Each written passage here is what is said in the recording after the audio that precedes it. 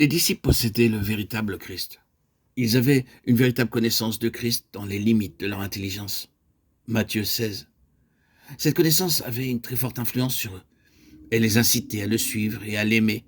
Et pourtant, ce n'était pas encore là une connaissance complète. La connaissance en esprit, en vérité, ce n'était pas non plus la connaissance spirituelle de Christ glorifié, demeurant en eux par le Saint-Esprit. C'est cette grâce-là qu'ils devaient recevoir encore. Car si ce qui devait prendre fin était glorieux, ce qui doit toujours subsister l'est bien davantage. 2 Corinthiens 3, 11. Oh, que Dieu nous fasse comprendre que la principale œuvre de l'Esprit est de nous faire réaliser la présence continuelle du Christ glorifié, non seulement par le moyen de la pensée et de la mémoire, mais en nous faisant éprouver qu'il est réellement dedans de nous, en nous faisant vivre de sa vie. Cela se peut-il? Jésus glorifié veut-il habiter en nous? Être toujours présent en nous? Oui, cela se peut, et c'est pour l'accomplir en nous que le Saint-Esprit nous est envoyé par le Père. Christ habite en nous, croyons-le, et vivons de la vie que nous procure sa présence. Prosternons-nous, et attentifs à ce qu'il nous enseigne, soumettons-nous à sa direction. Avec respect, honorons sa sainte présence en nous, même lorsque nous ne pouvons ni la voir, ni la sentir. Ne t'ai-je pas dit que si tu crois, tu verras la gloire de Dieu? Jean 11, 40. Oh, béni soit ton très saint nom, précieux nom, Jésus-Christ, Dieu vivant, Yeshua, Melech Mashiach, Jésus, roi Messie, pour tout ce que tu as déjà commencé à accomplir dans nos cœurs. Oh Seigneur, Dieu vivant, continue à nous donner toujours plus de gloire en gloire. Qu'il est bon, Seigneur, de te louer, de te chanter, de t'adorer, de t'aimer. Toi qui as transformé ma vie depuis ce baptême par immersion au lac de ma vie.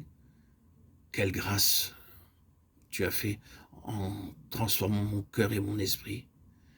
Mon âme, mon être entier a été transfiguré.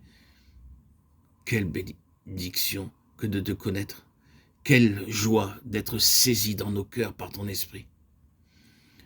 Et frères et sœurs en Christ, pour que nous puissions recevoir cette grâce, demandons au Seigneur qu'il veuille nous apprendre à rester unis à lui, sans retour en arrière, que nous puissions toujours aller de l'avant, que notre cœur et notre vie soient tout à toi, Seigneur Jésus, liés et fidèles,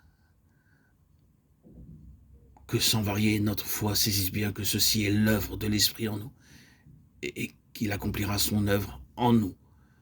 Apprends-nous à attendre l'action de l'Esprit avec docilité et renoncement à nous-mêmes. Oh Seigneur, nous voulons ne plus nous confier en la chair, en notre propre sagesse et justice. Nous voulons nous abaisser toujours plus bas devant toi, reconnaissant avec respect et crainte que l'Esprit, le Saint-Esprit, l'Esprit de gloire est en nous, et qu'il fait là son œuvre divine. Oh Seigneur, j'en suis le témoin vivant.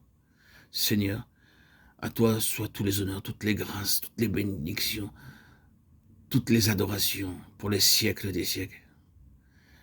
Seigneur, que tu puisses venir avec puissance et dominer tout en nous, dans nos vies, que par toi notre cœur devienne le temple, le royaume, où tu sois glorifié, toi seul, oh, toi seul Seigneur, où tout soit rempli de ta gloire en nos cœurs, Seigneur Jésus.